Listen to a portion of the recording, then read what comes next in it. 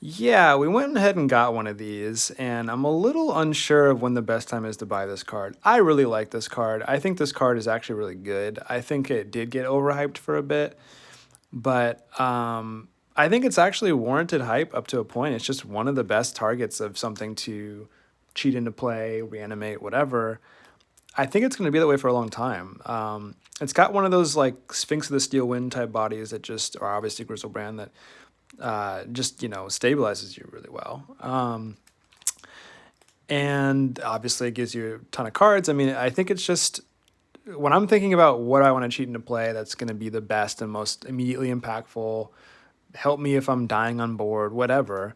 This just kind of checks all those boxes. So only like $20 now. It was going for a lot earlier. It may go down further from 20, but I don't see it going that much further down, and I could see it going back up eventually.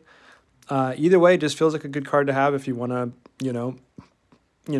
have something good to cheat into play. This is one of the best things to do that, to cheat into play. So here we are. I picked up one of these real cheap. It was like $1 or less. Not going to talk about it a whole lot. I don't think it's actually kind of reminds me of like the Demolich, which was like kind of hyped when it first came out because it had, Phoenix potential and, it's a good card, but we'll see what happens with this card. It's got potential. There are ways that potentially it could be broken, but I think it's a little too much work for not consistently that amazing of a payoff that, you don't have as much control as you would like. It's just fairly specific to, I think, truly break this card. I don't think it's going to go crazy. Not an insane commander card necessarily. But I don't think it's going to be bulk necessarily. For like $1, it's a pretty cool card. I don't mind having one. So here we are. Got two of these. Yeah, I mean, what can I say about this card? Obviously, it's very, very hyped, very, very good.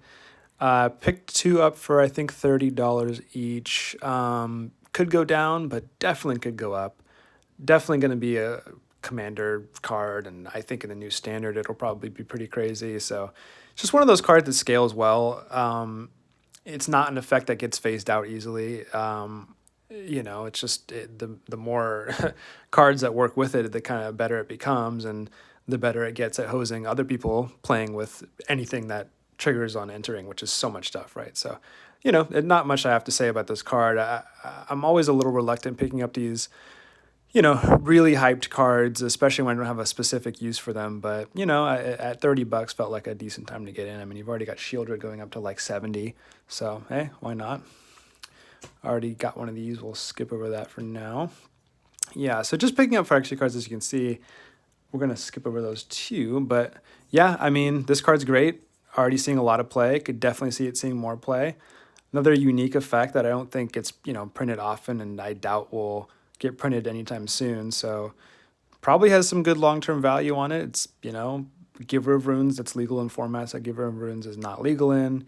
Definitely should be seeing play in Standard and Pioneer. It continue to see play, and maybe even Commander a bit. I mean, hey, it's just a good card. It protects your stuff. I mean, I think it's a good one. So yeah, and then another one that I think, has a lot of hype, maybe overhyped at first. I think this one I got for okay price, but I've definitely overpaid for this card because it was so hyped early. But I love this card. I think this card's great, actually. I have it in my cube, Artifact Enchantment cube, obviously, so it does pretty well there. But yeah, there's just so many things you can do with this card. So many just weird little synergies that you don't think of until you're in that situation. I mean, there's just so many possibilities with this card. So picking one up for like $4, pretty happy with that. I think that, definitely got long-term potential, and I think now is the time to get them for sure. I got two for like $7 earlier, obviously overpaid a little bit. Not that sad about it, though. I definitely think long-term, it is a rare and a popular set, but still think it's got some potential. So there you are. It's always a little funny when you just open packages and it's just the same card over and over again, but I did buy a lot of Tyvars. I just so cheap at $1.50, and I think, I don't know. I like the card. I think it's got legs. This is another one I thought was, overhyped early. I think I did maybe overpay early on for one of these, but yeah, I mean, it's a good card. I don't know how crazy it'll go. I mean, people are pretty high on it long term. I think that it probably will do pretty well long term. I think it's better than Dreadhorde Invasion, which is a bulk rare at this point, and that card has been printed a bunch of times, I think, and doesn't, there's a few differences. Doesn't make artifacts. I think that's pretty nice for this. Only can make one body at a time, really, so we'll see what happens with this card. Don't mind picking one up for like $2 or whatever I paid for this, but yeah, we'll see. Definitely one of the only cards, doing this still. Only really Bitter Blossom and Dreadhorde Invasion, that 2 mana enchantments that make a body every turn, right? So, it's a good card. I think we'll see what happens with it. Another Skrelv, couple Skrelvs, which we'll avoid talking about for now. Phyrexian Arena, obviously Commander staple. Price definitely will not recover to where it was before, or at least not for a long time, if ever. Just being a rare and a popular set, I just think that this card has taken a financial hit that it won't come back from very soon at all. But that said, pretty good to pick them up for super cheap now. They're like $1, $2, something along those lines. And yeah, I mean, it's just, I don't really have to talk about the card so much. It's just when you have a staple like this that you can get real cheap when it's reprinted, I think it's a good time to get it. So I got it. Already talked about that. And this card, a lot of people were specking on too for long-term value. I mean, we'll see. It's a little bulky for, big difference between not so much even just the 4 mana versus 3, but also just the color restriction where it's a commander card. And the fact that you can't just put it in any deck, pretty big difference between this and Crucible of Worlds. Yeah, that said, pretty low risk for like $2. I don't see this going too horribly wrong, and it's a unique effect, definitely a good effect. So yeah, we'll see. I've got a few of these in various packages here, a couple bucks, not bad, in my opinion. So yeah. Yeah, so this is actually another pretty low-end reserve list pickup. I just wanted to snag, and I believe the other card is in here as well. So yeah, 2 cheap reserve list pickups here. So Meditate and Cadaverous Bloom. There's always that possibility that they'll just randomly spike. I feel that's a fairly low risk pickup in that sense that, someday these could randomly go up. There'd be some card printed that, creates some combo. So they go to $20 or whatever. Got it for like 3 and got this for like 4. So yeah, that's kind of the idea behind this one in particular, which I think, has, but I don't know how likely it is, but there is definitely potential for this card to get broken, or at least for some combo to pop up with this card. There's this is a powerful effect to have access to. So only like $3. This card I think is a little different. I don't think this has like some commander combo potential. It may be. I could think of weird scenarios where you'd want this effect, but it's more so just kind of a nostalgic, cool card I like, and has spiked before. And again, doesn't seem like what you want to be doing in a format like Commander, but it's just a cool effect, and it used to be pretty strong in the right kind of combo deck. So yeah, just picked up a couple neat ones for the collection here. I don't remember what I ordered. All I remember is that Greasefang was so cheap in this whatever store I bought this from that I picked one up for, it was like 15 cents or something crazy. It's funny how you can see how 60 card formats just like don't really affect prices that much, because this card is like, it's only in one deck, but it is a 4 of in a popular deck in Pioneer, I guess just Pioneer. But to be like at bulk rare prices and being a 4 of in a popular deck is interesting to me. So yeah, this is mainly just stuff I need for my cube. So this card, again, we got just for fun. Don't have to talk about these really because this is just cube stuff for me, but nice little foil treasure token, cute. That's why it's more so for this, because this is kind of a specific card that we need. Gut True Zealot, I think, is the one that creates that kind of a card. So yeah, I felt a little weird about buying this because I feel it's priced kind of high right now, like $4. Just because it's seeing so much standard play. Basically every mid-range standard deck plays this card. So any standard deck that just wants access to, good card draw, so it's a good card draw effect that anyone can play. So yeah, I think it'll go down probably. It's not like it's a commander card or anything like that. It'll go down probably after it rotates, but I wanted it now. It's still not that expensive. Got a nice little foil, which doesn't mean much in this day and age, but I like foils. I just like the way they look. Got this in foil. It's so much more expensive for a foil for this card for some reason. It goes from 20 cents to like $1. Got a nice little thing. It's one of my favorite cards. Love this card.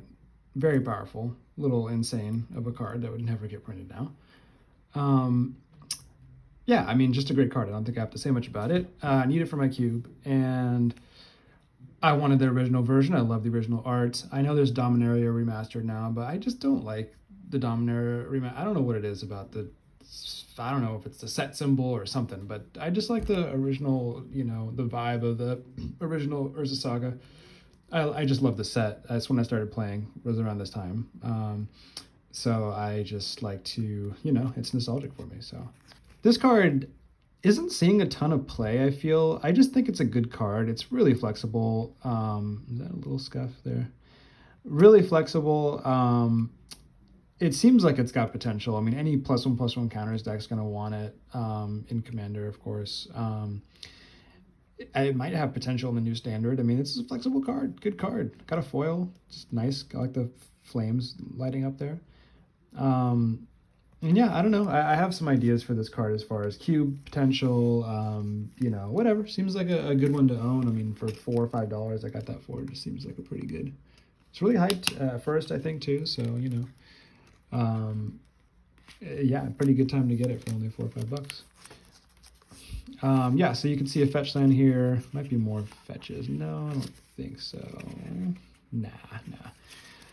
Fetch land. Good deal. I just think that these Modern Horizon fetches are really cheap right now.